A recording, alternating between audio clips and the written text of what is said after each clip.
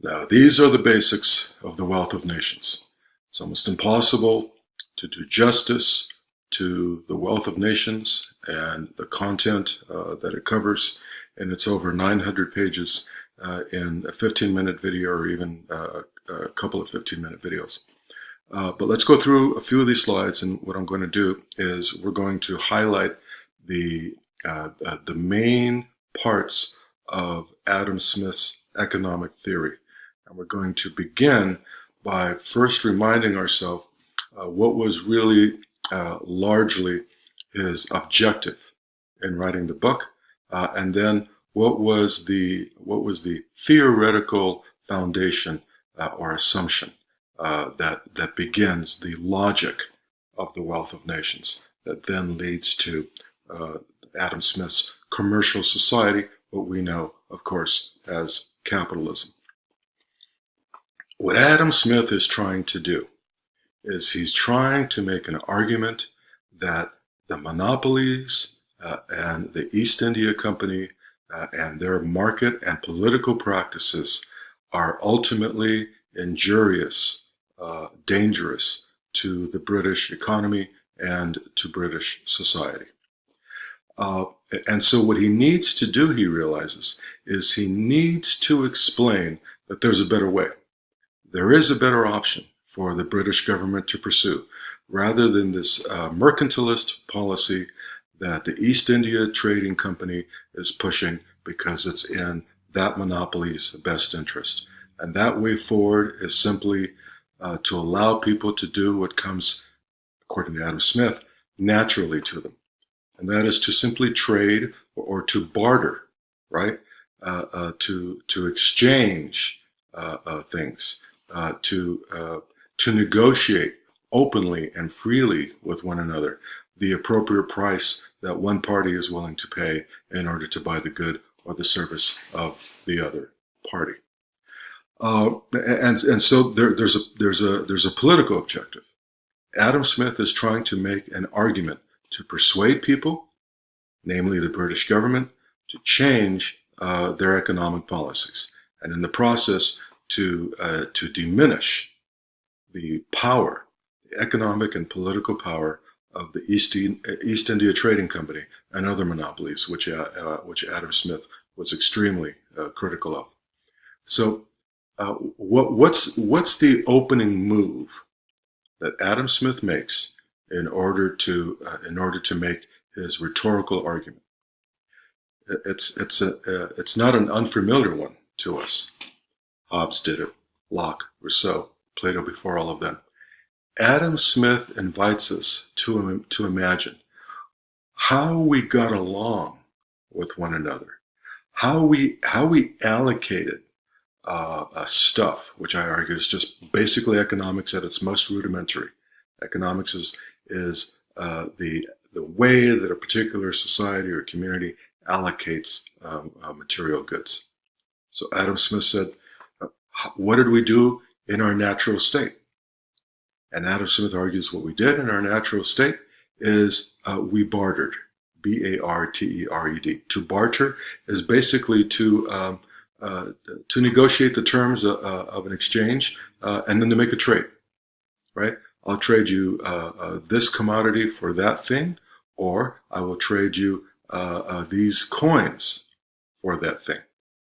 And so what Adam Smith is suggesting is that in our natural state, when someone had a material need and another person could fill that material need because they had excess apples or whatever it is, then they found a way that was mutually rewarding for the one person to satisfy the other person's material need.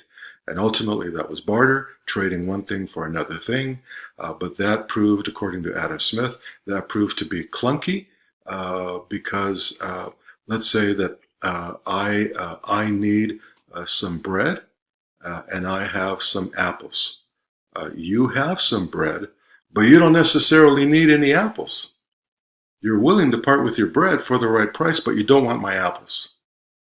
I don't have anything else to provide you. All I got is apples, right? That's why I want the bread.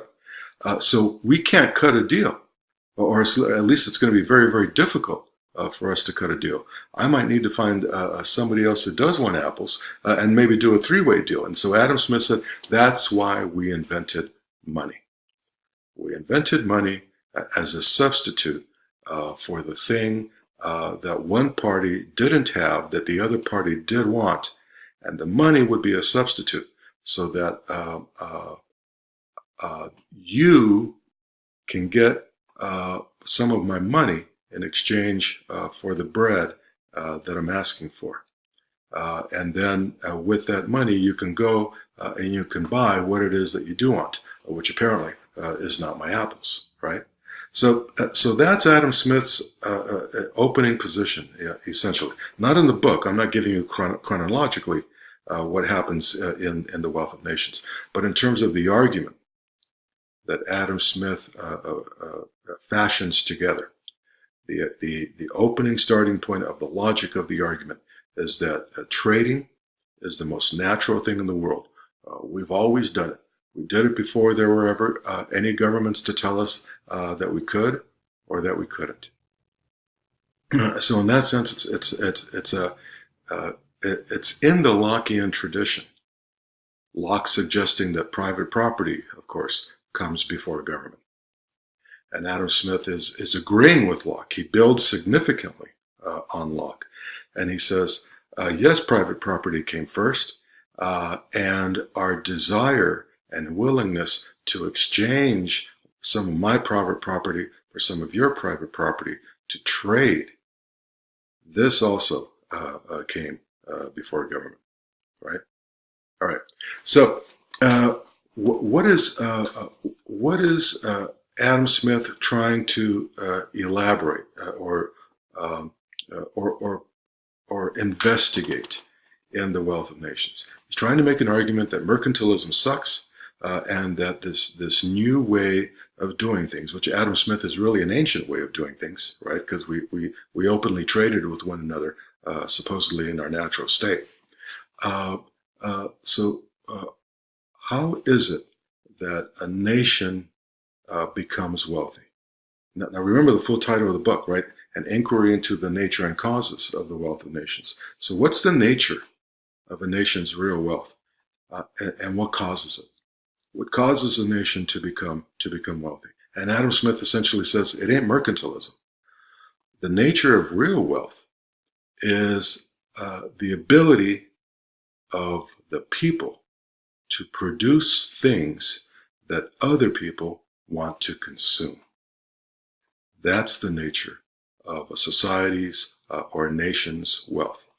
And so Adam Smith introduces, not necessarily for the first time, but in a more sophisticated manner than has previously been teased out, the relationship between production and consumption in an economy.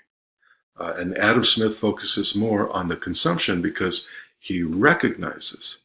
Now, not everyone who studies Adam Smith agrees that he focused more on consumption than production. But I am among those who believe that Adam Smith's principal focus was clearly on consumption, because he understood that if there is not the demand on the part of consumers to buy stuff, then it doesn't matter if the producers have a supply. There's got to be the demand. If you've got a bunch of stuff that you have manufactured, that you have produced, that's just laying dormant in your inventory, it's not going to do you any good. You're out the money that it costs to produce that stuff. How are you going to make your money back, much less any profit? You got to move that stuff. You got to get somebody to buy it. You need to find, in other words, a consumer.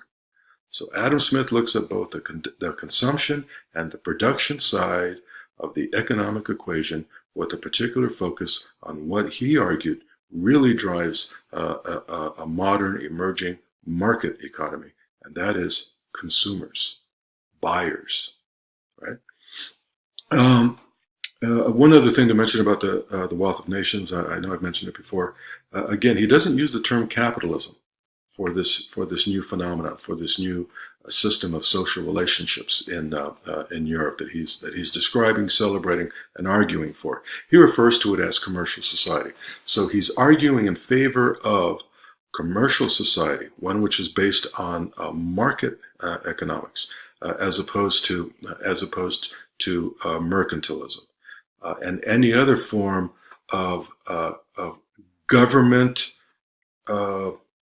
defined or government contrived economic system. See, Adam Smith realized that government is not necessarily well equipped at all to be able to determine what kind of economic system is going to work. The economic system, Adam Smith argues, that works best is the one that emerges naturally, organically, authentically, indigenously from the spirit of the people themselves. And so, not unlike Plato in his Republic, essentially what Adam Smith is arguing is, look, you could have the most clever government bureaucrats to be found anywhere. But if they craft together something, a way of behaving in a society that isn't true to people's needs and their wants and their hopes and their dreams and their preferences, then the people aren't going to tolerate it. What the people are going to do is what works for them. And Adam Smith said, what is working for people in England and also throughout Europe is this thing called commercial society, to openly and freely trade with one another, supply and demand, whatever the market will bear.